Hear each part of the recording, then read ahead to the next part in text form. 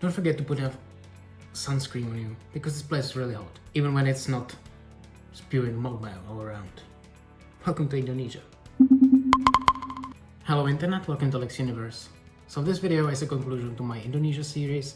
If you haven't seen my previous videos from this country, go watch them, because, well, I don't want to really brag about my quality of videos, but the country is really amazing. The islands of Bali and Java were really stunning for me. So if you want to see on-the-spot videos from this country, go watch it. But this video will be kind of a travel guide, or the most basic travel tips that you will probably find handy if you ever want to travel to Indonesia.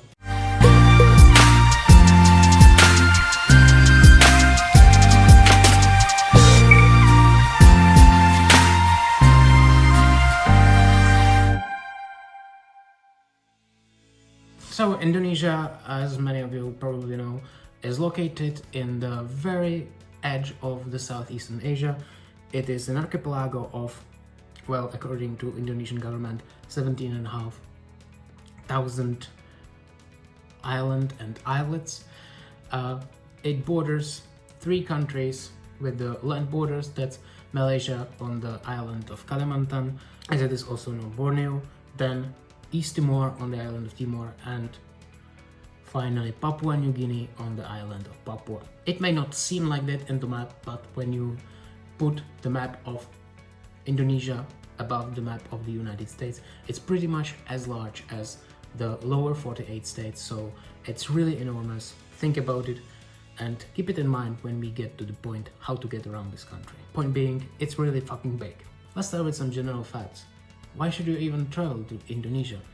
Well, there's so many things. There is the second largest tropical rainforest here on the island of Borneo that's filled with orangutans, which are the only large apes in Asia. Then you will find a lot of Buddhist and Hindu architecture and temples. Most of them no longer in use, but many of them still in use, especially on the island of Bali, which is like the centerpiece of Hindu architecture in Indonesia. On the other hand, Indonesia is a majority Muslim nation. It's actually the largest Muslim country in the world, and if you travel further from Bali, you will see more of a Muslim culture and a lot of mosques. Well, prepare for being woken up in the morning by the morning prayer, because it's quite loud. Well, it doesn't bother me, I sleep well, but, well, the friend that I travel with, he really hated it. There are 2 official languages in Indonesia. There is the Indonesian language, or Bahasa Indonesia, or it's actually kind of the same language as the Malay language, or some people say it's just a dialect. I don't want to get into it, because I would then offend hundreds of millions of people, and I don't really have the need. Some islands also have their own regional languages. You have Javanese on Java and partially Sumatra. You have Balinese, which is spoken in Bali. Also, when you come to Bali or in Java, you will not only see the Indonesian names and signs, but you will also see them in their local languages. But they are not officially recognized on the national level. Now, if you want to go to Indonesia, you first have to get in. Now, how to do that? Well, first of all, before you even start planning your trip, you have to check what the visa requirements are. If you're from majority of the world, and most importantly this concerns Europe, the United States, North and Southern America, for these countries and also many countries in the ASEAN region, you can request for a visa on arrival. This costs $35, and it's pretty straightforward, although it can take up a lot of time, so be prepared for it. When we arrived in the Denpasar International Airport, we spent like 3 hours on the airport before we were allowed into the country. So what you have to do, you will arrive, you will first go to the ticket counter, you will pay for your visa, you will get the receipt. One thing, if you're traveling in 2022 or later, which, well, you do because you cannot time travel, then you can pay by card. That's very convenient. You don't have to search for any ATM in the arrival hall. Now you will proceed to the visa on arrival counter where you will show your receipt. They will give the visa and your passport, and then you will proceed to the immigration where they will check the visa and you will get your entry stamp. Before all of this, you will also have to fill out the departure arrival card.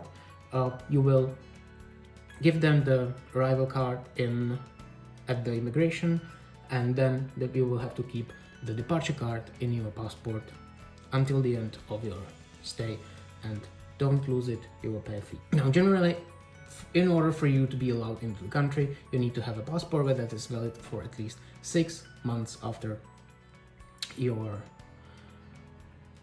departure. Then you will have to have the receipt from the ticket counter that you paid for the visa. You need to have a valid insurance and the return ticket. Keep it in mind. If you want to get the visa on arrival, you need to have the return ticket. So now, how can you get into the country?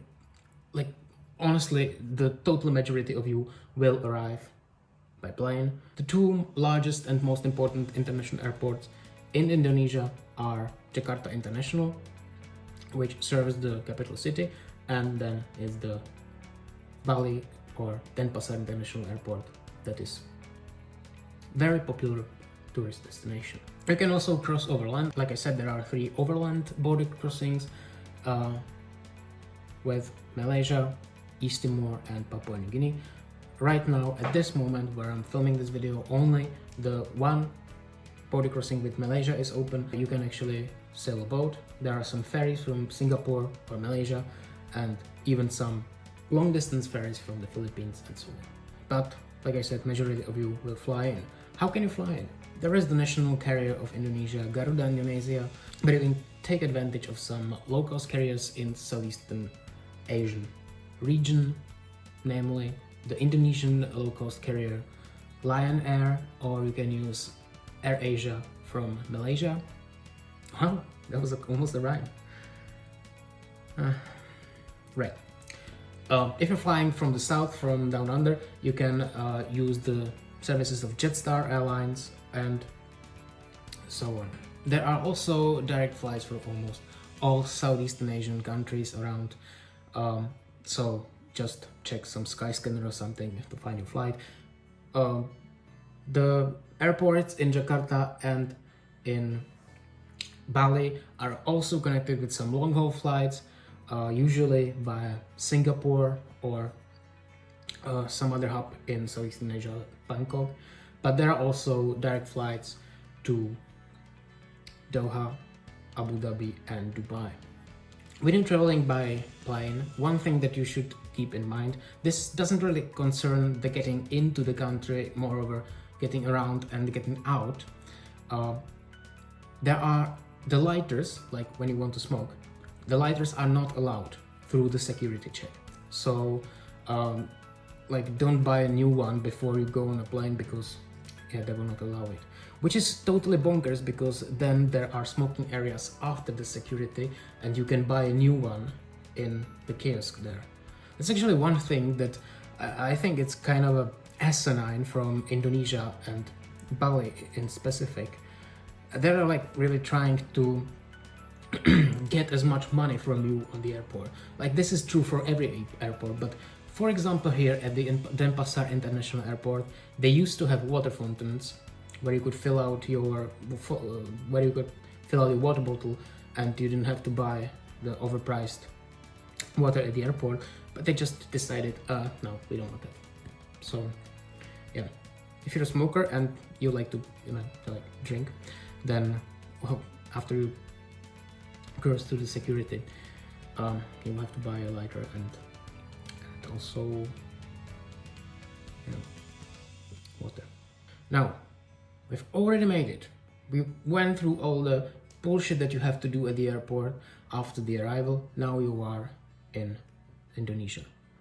Now you will want to have to get around. Let's talk about the entirety of Indonesia first, and then I will focus more on Bali and on traveling within the cities, because it's kind of a different thing. Now, like I said, Indonesia is really large, so you will want to fly in most cases.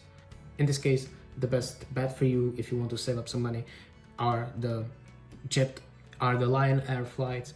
They are quite inexpensive. I think we bought them really almost the last minute, and it was for like $30, so nothing over expensive. You can travel by boat, but okay, this makes sense if you're traveling, like for example from Bali to Lombok, or from Bali to some of the smaller surrounding islets like Nusa Penida or something like that. That totally makes sense, especially considering there is no airport. But I don't know what is your mind map of Indonesia, but when you look at Bali, then like 2 islands to the right, or well, to the east, there is the island of Komodo, where you can find the Komodo dragons, which by the way can kill you, so be aware if you want to visit the Komodo National Park. But I was checking how to get there by boat, and actually the boat was traveling for like 2 days. If you want to travel by boat, you definitely can't, and it is cheaper than flying, but prepare a lot of time. Not to mention, the waters in Indonesia are strange because this is where actually the Pacific and the Indian Oceans meet, and they're not exactly calm waters, so yeah, I think I would throw up a lot. Now, if you're located on Java and part of Sumatra, you can actually travel by train. I will leave you the link for the search of the connections for your train trips here in the description down below. I hope you will find it handy, it can be useful. But other than that, you will have to rely on buses. Like generally, really, there are 2 types of buses. There is the one with air conditioning and the one without. Now, the one without it, you don't want it because it's fucking hot there. But what I can personally recommend to you, you can rent a car with a driver for like 10 or 12 hours a day for some $40 US, sometimes even less. And that's cool, and you can do it online, so that really can help you out. You can actually rent a car without the driver, but you really need to be well experienced, and you have to be used to driving on the left, which from what I heard is not as natural when you're not used to it. Once you're traveling within the cities, there is a good point that you can use taxis, but please don't. Like the taxi drivers, especially in Bali, around Ubud, they are the largest jerks I've ever met in the entire world. Yeah, they will just follow you around. You have to really walk somewhere into the fields to order some of these online taxis like Uber or Grab. And honestly, I am totally against this. If you want to be a competition, offer better services or better prices, but don't frighten all the people that want to use some of these services. There's no excuse for that. They really deserve to punch in the face. Another possibility is to travel by this river that's called Becak, but this is actually not available in Jakarta nor in Bali, but it's readily available everywhere else. It's kind of a version of rickshaw that's in Indonesia. On the other hand, on Bali, the thing is, the roads are quite narrow and steep, and like really difficult to maneuver there, and like I said, the traffic is horrendous, so you may take an advantage of it and use the services of the so-called moto. They're basically motorcycles that will take you around. It works like taxi, and you can also order them with one of these online apps like Grab or Uber. Now, let's talk about prices in Indonesia, because I think everybody knows this, but I will just have to mention it so that I kill some time. No, really. Whenever someone talks about Southeastern Asia, then in cases it is not Brunei or Singapore, was the one thing that we all know, it's really cheap. And it really is. When you think about getting lunch, you can be expected to pay as little as some $1.50 for a lunch. Unfortunately, if you want to get beer along with it, then it gets a bit more expensive, because alcohol is heavily taxed in Indonesia, so it makes it a bit more expensive. Now, when I was talking about Cambodia and Angkor Wat, I was telling you that you can get a beer for like $50 on the main tourist street. Like, forget about this in Indonesia. That's not possible. The official currency of Indonesia is the Indonesian rupiah. This is an extremely inflated currency. So if you really want to be a millionaire, it's no problem.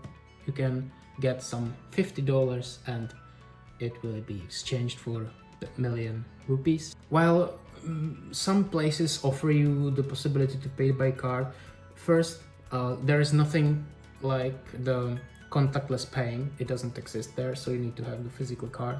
And sometimes they will try to write some data from your card to their system, so beware for these frauds, because they will probably try to then get some money from you. Generally, I would say avoid using card in Indonesia, pay by cash like every Indonesian does. That brings me to a bigger problem. Many of the ATMs do not work for foreign cars, which can be kind of problematic, I think, for you. But I can tell you that if you're traveling to Bali, withdraw them directly at the airport. There are no ATM fees for the withdrawal, and they do support foreign cards, so you will save yourself a lot of struggles in the future.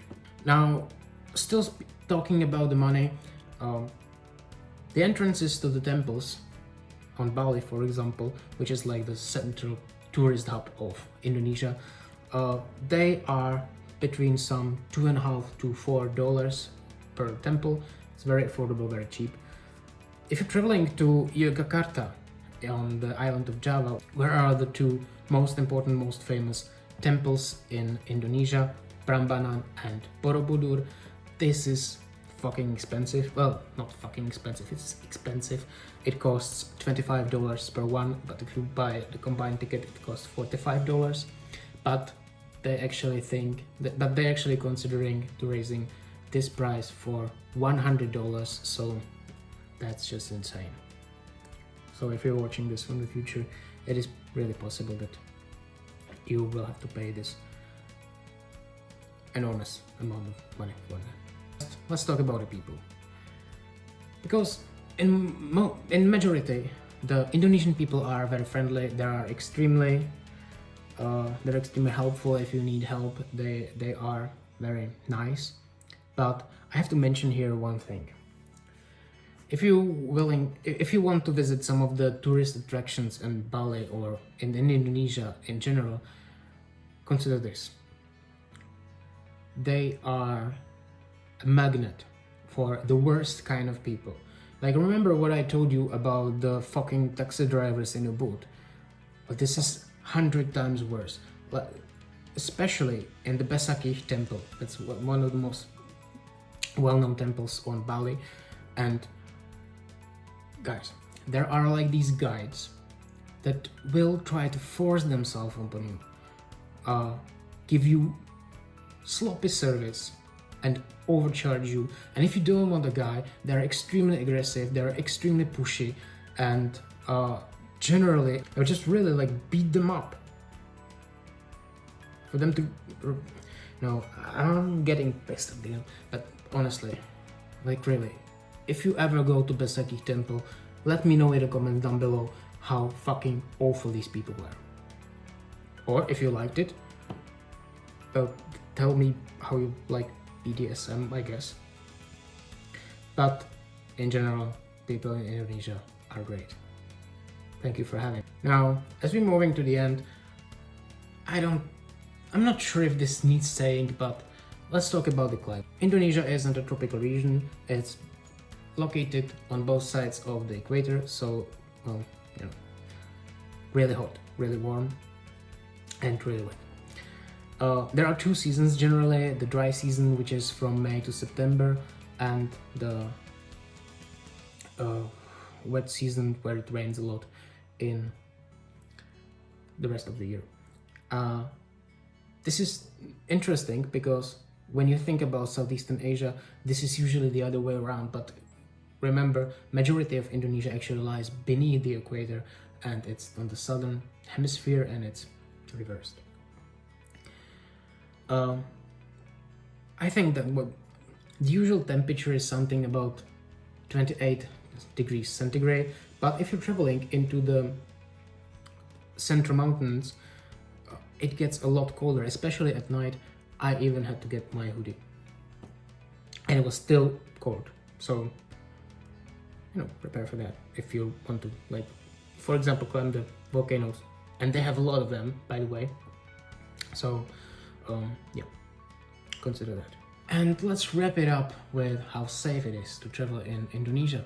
Many people are afraid to travel because they think it's not safe. Well, yeah, sometimes it's not, but it's not the case of Indonesia. Like, the worst thing that can happen to you is that there will be a volcano eruption, earthquake, tsunami, or something like that, because that happens a lot.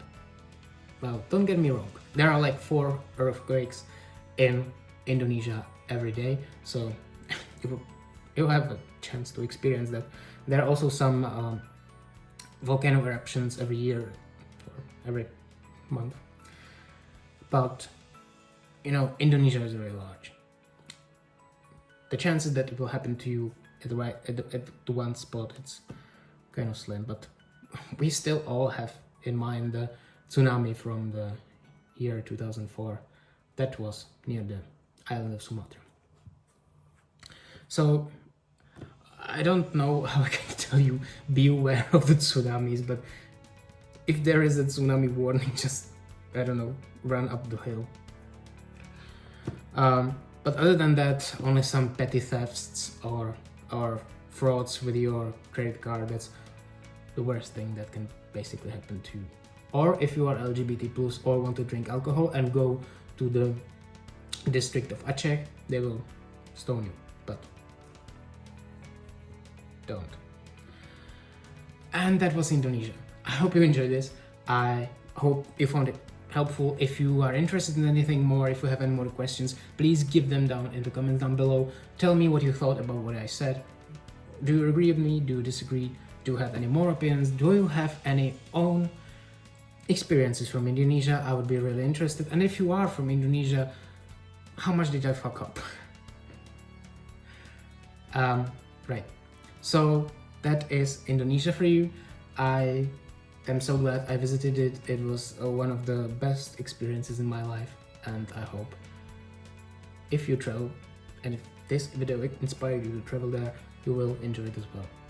And in the meantime, please go check my other social media, Instagram especially. You'll find a lot of pictures from my travels.